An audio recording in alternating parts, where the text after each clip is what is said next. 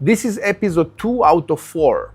In episode 1, we lay out the business, the pain points, and the growth plan, and design the lead side of the playbook, from qualification all the way to booked appointment.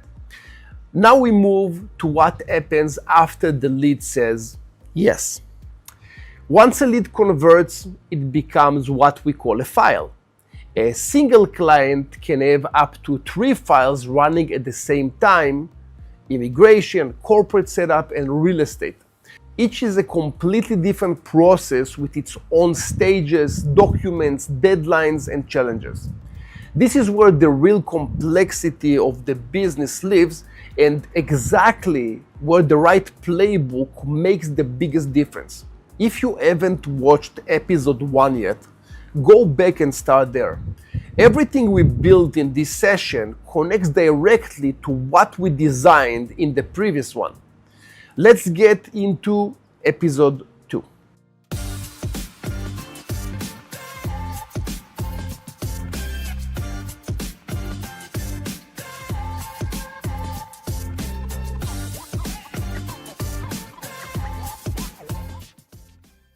Okay, so we had a really good session talking about the leads, but once a lead is converted, it becomes an opportunity. We often use the term becomes a deal in the system, and deal has its own pipeline, its own playbook, and its own flow. And so we'll spend a little bit of time today working with you on what does your deal flow look like. Carol will take you through it, and we'll continue to evolve a visual like we did with the lead side. Perfect. So my system will be a bit different. I will have corporations and individuals that most of them will have more than one file. Yeah, we're going to find a way to connect them together, right? Because you said you might have a customer that might be as many as 3 files: their real estate file, their immigration file, Right. and their business file. So even if we have a construct that's at the file level, we still have to aggregate them, because to you it's still one engagement, right? With a customer. So first of all, one company or individual can have multiple files. For example, Gaia will need to have a property search and also immigration. So each one of those lanes will have its own life cycle. One can die when the other can proceed. Are they all different processes? All those And ones then are different. So 3 swimming lanes, and each one of them will have different stages. Okay, so we'll need 3 pipelines then. That's, I think, the easiest. The other one will be corporate, creating a business, much more complicated. And the third one will be properties, which is a full real estate system, which we already have a full real estate system. I can just take the goodies from there and put it here. Right, okay. Now, with the immigration, we talked about the lead. So the lead conversion, moving the lead from a lead into a file or opportunity, will happen when the person on the other side is proving to us, I need to think how, but it will prove to us that you have the funds and the plan. So I was talking personally and Gaia many times with people that have the money. Some of them are, multi-million dollars or multi-million euros, but they don't have a plan. Yeah, I want to migrate. How are you going to do it? Are you going to move your business, or are you going to find a job? And they have no clue. In that case, think about it. Because without a plan and funds, immigration will never take place. It's such a big move that can't be just, an emotional move. Yeah, let's move. Doesn't work like that. So we're just keeping those prospects safe and not pushing them into a sale that they will lose their money. Okay, so that'll be part of the lead process. Then the qualification is making sure those components are there. Because if you can go back to the contacted phase, at that phase, I'm supposed to provide you the qualification questions, right? Correct. So whenever I will provide them, those questions that will be asked, they will be mandatory for all the salespeople. And whenever they will answer them I assume that the CRM can qualify based on the answers if this person is qualified or not. And if it is, then they will be converted, and if not, they will just die as lost leads. Mm-hmm. I want to leave 0 to the salesperson to think about. The salesperson is supposed to connect and qualify based on feelings, but I don't want them to qualify based on data. I want to leave that to the system because those are changing all the time. For example, in June 2026, there will be different rules for properties based on VAT. I don't want a salesperson to know all those rules. The system needs to know those rules, and the human is just asking the questions and connect with the prospect. Okay, that makes sense. Okay, so let's go back down to our opportunities. So we're starting with the immigration pipeline. And so let's say we know they have the money, we know they have the plan, everything's good to go. What would be the first thing that you do as part of this pipeline? Are you going to meet with them and have a consultation? Yes. So at that point, usually we are explaining the entire process. Okay. So A to Z. What I didn't like about my personal process is that the different people that I engage with never gave me the full story. So it was a partial story. I don't like to work like that, and I don't want it to happen to me as well. Give me the entire thing. I am adult, I can handle it, and then I can plan based on that. And we're giving the entire story, also the things that they don't want to hear, the difficulties and everything.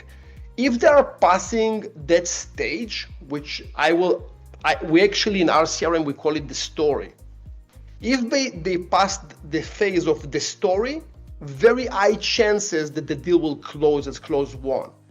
If the story breaks, it's a close loss relatively fast. Oh, I didn't think it will be like that. Or what, I'm coming and I'm not getting my passport. So people don't understand what to expect, and we are just managing expectation with them. What will happen the day after you submitted everything? Okay, what does that look like though? Are you going live on a call and doing this? Or are you sending them a video? It's a conversation. And it's usually lots of questions from their side. And we're answering, but we have our rhythm. So we have our flow of what we need to convey to them. And in between, there are also questions from their side, but we don't let them hijack the conversation completely. We always on track with our story. So I have a question for that then. Is there a way to make everyone's lives easier and maybe send an appointment reminder? And in the appointment reminder is maybe like what we'll be talking about or what they need to bring. If they need to bring a valid passport or any bank documents, is that something we can tell them prior so we're not chasing back and forth? Yeah, absolutely. We can do that. So in addition, Gaia, to this email template, which I really like it, what do you think also of adding a short video that we manage expectations of how this conversation is going to work? Some people that we talk to, they're in the car, they're driving their kids somewhere, they don't see it as an important meeting, which I think this is the most important meeting of the entire process. Yeah, it's your primary qualification and triage. Yeah. And then from there, we also know how to proceed with our meetings, asking more specific questions. And then maybe we can do a quick watch me video before and do the email just in case someone, doesn't click the attachment. We want to make it as much user-friendly, error-friendly as possible. Now, when you're doing your lead qualification and you're asking about doing that means test, it's going to be sort of self-disclosed by your prospect. In this original consultation, do you need to validate that means? Do they need to bring any kind of proof of their investment, their capability to leverage the investment? Not really. They just need to tell us what they have. So if they will say, for example... It's still just disclosure based. Yes. Okay. So I own the place, worth, 1.5 million. I'm going to sell it in order to buy a property and, sponsor the entire process. I understand that this is real, unless they have like a 80% mortgage, right? So, but we want to see that there is something real behind it. Okay, so online consultation booked. That means, so this stage means that the meeting was already booked when we qualify them, right? Yes, so that means it's booked. So let's say that coming from the lead process, if that meeting was booked on this call, we can automatically go down to this stage and skip everything. So you skip the booking a meeting phase. Yeah, And it'll if go they directly here. Perfect. And if they click on a button and they booked a meeting by themselves from the email or from the AI, they jump also here? Absolutely. It'll convert the lead, create the opportunity, and put it in the stage. Perfect. And once it's in the stage, it'll send out that email that Gaia just asked for. So as soon as it gets booked, that email will go out. Beautiful. Okay, so when the meeting is booked, we have the story. And when we are passing the story, then there is paperwork. And this is the ugliest process ever. Each one of the different cases will have different documents that needs to be requested. To choose which documents need to be requested, is there explicit criteria that you could programmatically put in the system? Like, could you ask qualifying questions and at the result, no, okay, they need document A, B, and X? A few cases. First of all, there is type of a visa. Let's say pink slip versus fast track versus opening a business. 3 different cases. Each one of them will have different requirements and different documents. What I have in mind, and by the way, right now, humans are requesting those files and it's phone calls with clients. You can imagine people are busy. They don't have time for us. And when we call them, they are busy and we call again. And a process that should take a week or 2 weeks, taking 5 months. So I believe that most people will be happy to have some kind of a simple portal. And that's what you offered me before the session, David, which I don't want to show it like it's my idea, but you gave a great idea here. So this portal direction, I think that's what will win, because the customers will have a list of all the documents that they can upload. And for each one of those they can upload, and our team will see those documents and they can comment. For example, if Carol uploaded bank records and we see that it's 3 months old, instead of just saying, Carol, your bank statements are not great, upload again, I will have a comment saying, in order to qualify for the Cyprus process, I need to see, for example, a criminal record that is less than 6 months old. So the comment section will be very, very important. But we can talk about the portal completely in a different way and time. And right now, just talk about a process of collecting documents. Yeah, I think we'd need an entire session on the portal. And I think part of it is not just the user friendliness or the ability, but I also think it would be a competitive differentiator for you between other companies that do this. Having that self-service portal, you're presenting a particular image to your customer base that you guys are automated, that you're slick, that you're modern. We have also customers that are on the commercial side and they need services all the time. They don't want to talk to us. They want the service, but they don't want to talk to us. Also, some clients that are moving from places with time zones that are not +2, which this is Cyprus. They will be from the West Coast, from the East Coast, from Asia, and different places. And in those cases, it's super difficult to get them. Or I need to tell my team, you guys need to work until 7 p.m. today, which I don't want to do. So we all suffer from it. Yeah, so the portal, like the AI, it's always on, always working. So your idea with the portal is really, really strong. I think that's together with the WhatsApp and the qualification process, that's by itself will take me from the to the range. That's by itself. Carol, can there be a section within the opportunities to see what is left? So if I'm asking in the initial meeting, I need A, B, C, D, but I only got A and D, is there a way that I can have like a checklist to see what I still need from the client?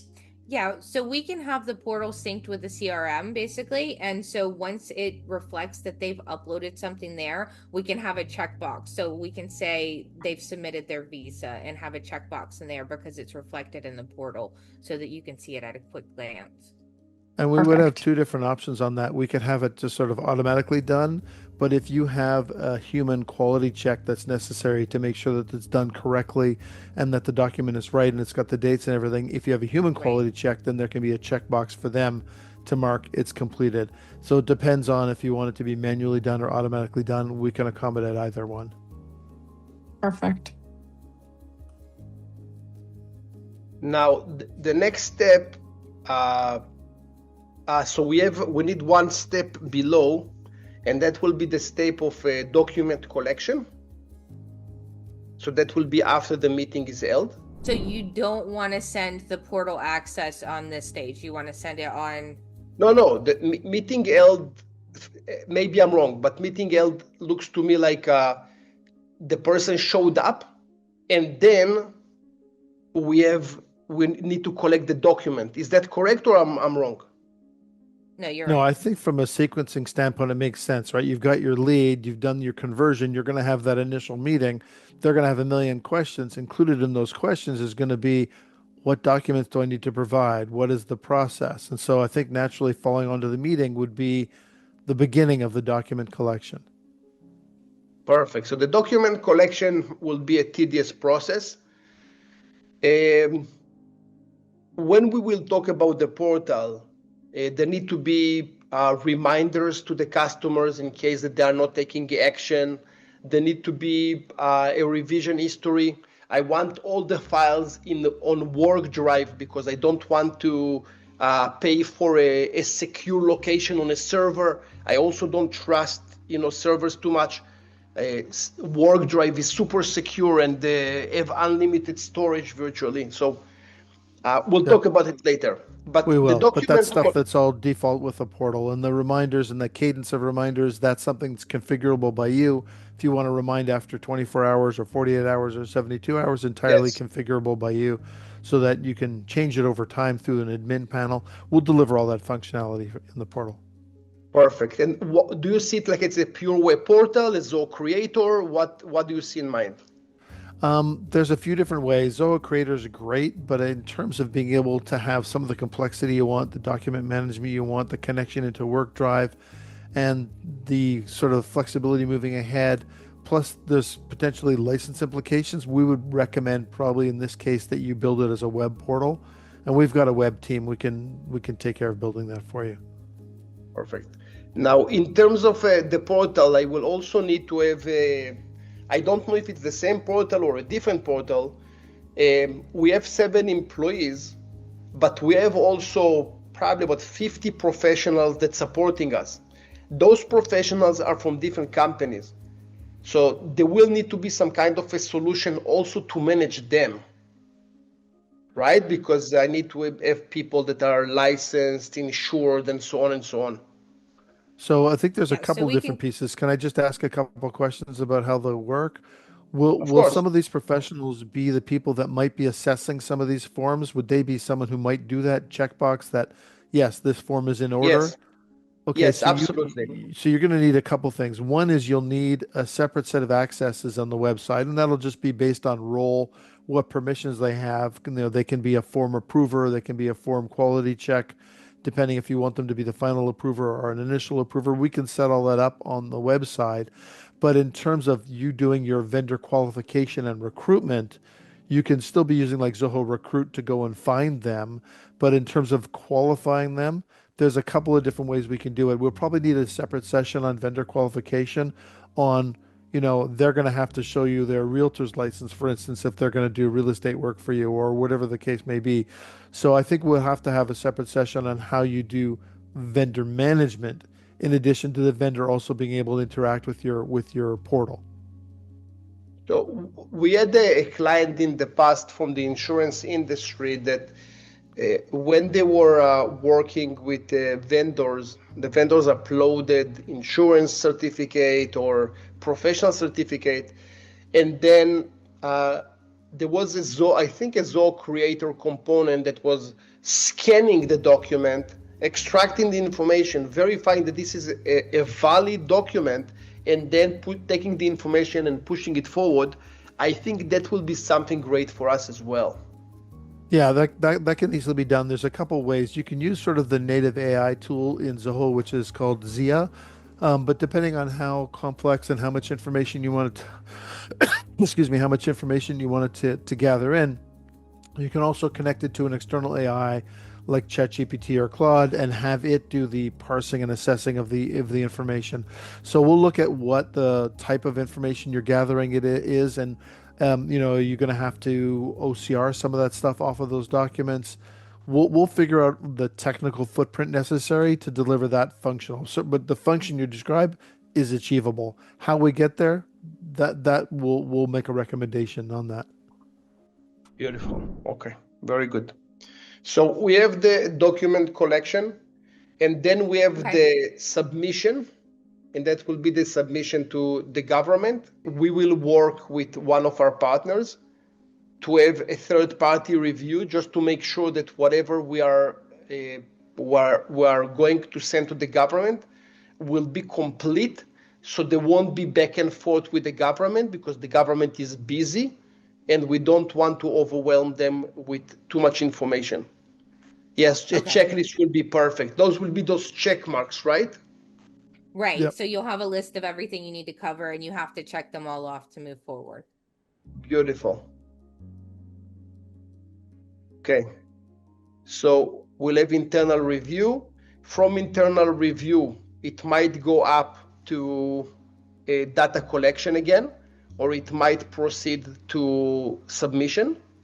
I would call it file submission because the file includes data and documents and so on. Okay. Actually, before file submission, we have signatures. So usually the government will require for most of the processes a wet signature. So someone will need to come to our office or our partner office and sign the documents.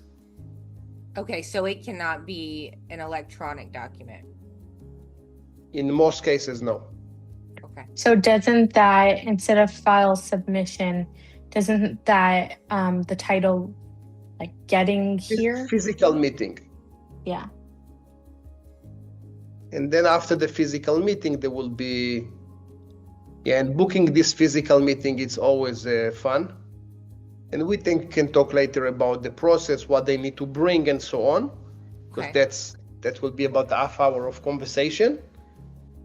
So there should be another, from book physical meeting, there should be another meeting, internal meeting with the client before they actually come here. Like a review session. Why do you want to have an online meeting with them? For what purpose? Before they come, we need to go over everything that they need to bring, set expectations, how things are going to work, how they get picked up.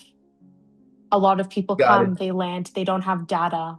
So where, like all the logistics behind Brilliant. that. Yeah, I see what you mean. We don't have it right now, but it needs to be done. That's actually a great point. So we can arrange them a data plan before they arrive. We'll arrange them a driver. We'll rent a place the for villa. them. Okay. I like it. Okay. So what we're going to do is book the online meeting, and during that online meeting, we're going to book the physical meeting. So I think we have the partner review, and then after the partner review, there will be an online review with the customer, which for each one of them will need to book and then show, and then same thing like before, if they no show, to go back again and book it and all the story. Okay, so we have then the file submission, and from side, yeah. with the file submission, are you supposed to get the files back within a certain period of time? Like, do we need a notification if we go over X amount of days or months without getting anything back? Yeah, you were thinking exactly about what I was thinking. If the documents were, or the file was sent to the government and something was missed, we need to know that this is still on track. So I would say, let's say every month, a reminder to the team that this file is ongoing and if everything is in place. So a month from when they submitted. So if they submitted the 17th of the next month. Right. Yeah, And I if have it the falls on the submission date weekend, here, so yeah. it'll go based on the submission date. Yeah, obviously those are very high level stages that because of the time for this video, we don't want to take forever. We're not going into the details, but the file submission will have what type of visa it is, and there will be different requirements. One will need a tax ID if they have a property, one will not have a tax ID.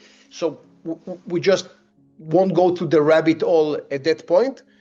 But I think if we just go high level, after the file submission, we go to the next stage, which is, in most of the cases, it's approved. And if it's not approved, we need to go back to data collection and revise it. There is also a full system for managing money and payments. So in some cases, the customers will not pay us anything, depending if they bought properties with us and which properties. In some cases, we will charge for those services, all depending on how much we're earning from the commission.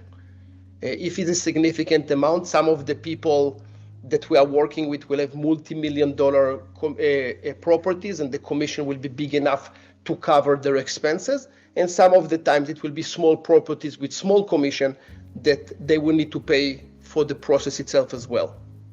But I think is the eye level, just to give the viewers an understanding of how this process works, I think we're good with the opportunity side. Okay, perfect. So that was episode 204. We mapped out the file pipeline, the consultation process, document collection, partner coordination, government submissions, and the payment logic underneath it all. A lot of moving parts, and we're only scratching the surface. The right system here won't just save me time, it will completely change the client experience and set the Cyprus Advantage apart from every competitor in my industry.